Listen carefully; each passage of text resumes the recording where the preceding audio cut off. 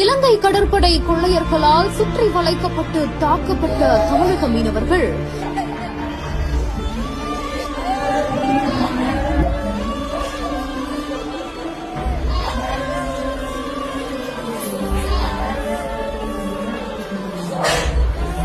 மருத்துவமனை வாசலிலேயே கத்தி கதறி எழும் உறவினர்கள்.